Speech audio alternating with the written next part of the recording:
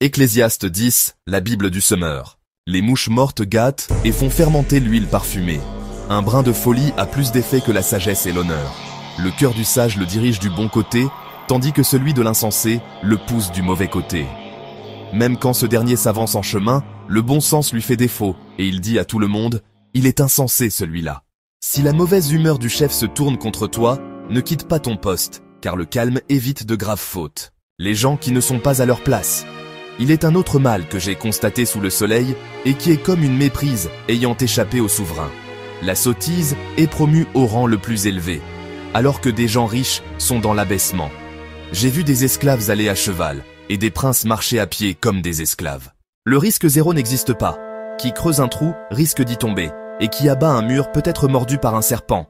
Qui arrache des pierres risque de se blesser, et qui fend du bois se met en danger. Si le fer de la hache est émoussé et qu'on n'en aiguise pas le tranchant, il faudra redoubler de force.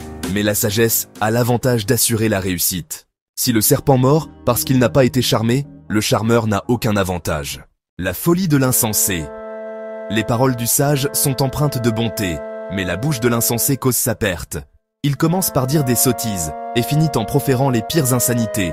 L'insensé multiplie les paroles, mais l'homme ignore l'avenir et personne ne peut lui révéler ce qui arrivera après lui. Le labeur de l'insensé l'exténue. Il ne sait même pas comment aller à la ville. Sur les gouvernements.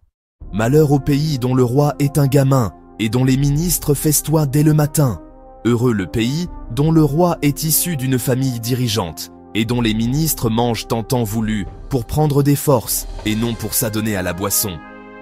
Quand les mains sont paresseuses, la charpente s'effondre, et quand on a les bras ballants, la maison finit par avoir des gouttières. On prépare un repas pour se réjouir. Le vin égaie la vie, et l'argent répond à toutes sortes de besoins.